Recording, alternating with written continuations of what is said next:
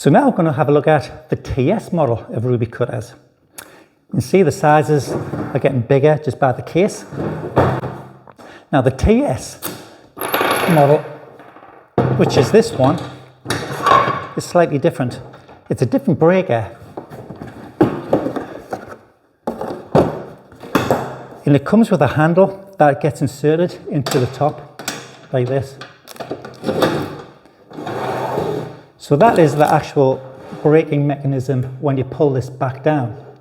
So whereas most of the other tile cutters from Rubi have a bar that is breakable anywhere on the bed length, this one here has got a couple of jaws which come down here, and there's a pin that comes up from the bottom. So as you pull that lever back, I don't know if you can see this mechanism, but as you pull that back, this pin here is coming up. The jaws simultaneously come down and it breaks the tile in the fixed position.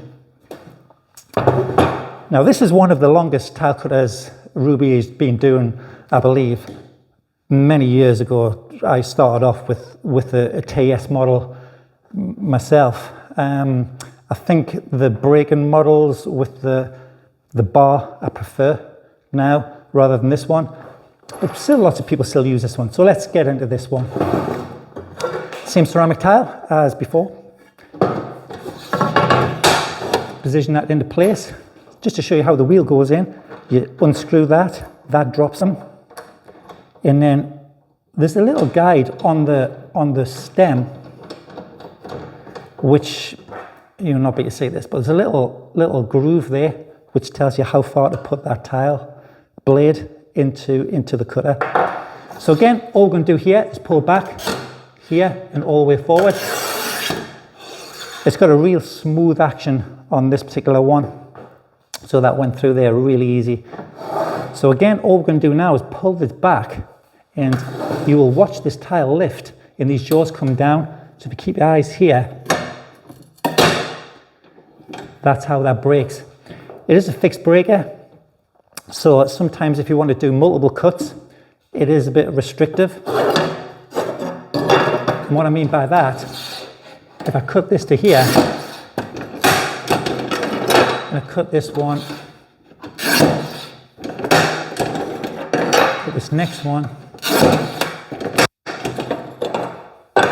If I wanted to do all three cuts at once, and I put that there, and that there, and that there, and I scored through all of these, I could only do the first one. Whereas the other mechanism, which has got the breaker bar, I could have just brought that breaker to here, broke that one, broke it to here, and done that one as well. So if you want to do like a strip of mosaics, or you want to do repetitive tile cuts, the bar, the moving breaker bar tends to be a lot better than the fixed one. Still a really good cutter. Price of this one is going up, maybe it's about £100 more than the Speed Magnet. So this one here is currently about the £350, £360. This particular one is the TS66. Again, different lengths, whichever suitable for yourself, but this is the most common size, somewhere between the 60 and the 70 bed lengths for general tile and use outside.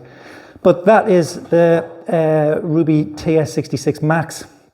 Again, it's got the same braking power as the last one, 800 kilograms. So this is going to do all your porcelains.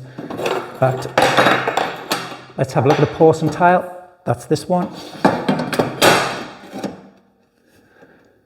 All these tile cutters come with a big sliding gauge as well. Every one of them, I just haven't put them on. But it is like a sort of a repetitive stop. It's a bar that goes into here, and is like a sort of an angle stop, which just means you can put the tile continuously up against there and do repetitive cuts. So let's have a look at this porcelain tile.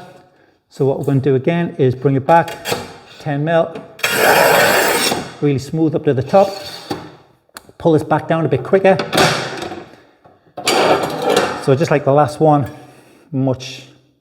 just really easy cut to do.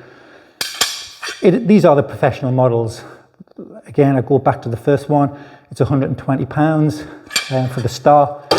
But if you bought that one, as soon as you come across these kind of like tiles, you're going to struggle. So you're best off going from the second one up to the last one if you want to do this for a living. But that is the TS. Great cutter again. just whether that breaker there in that position there is right for you or not. But let's have a look at the next one, which is the Rubi HT1000.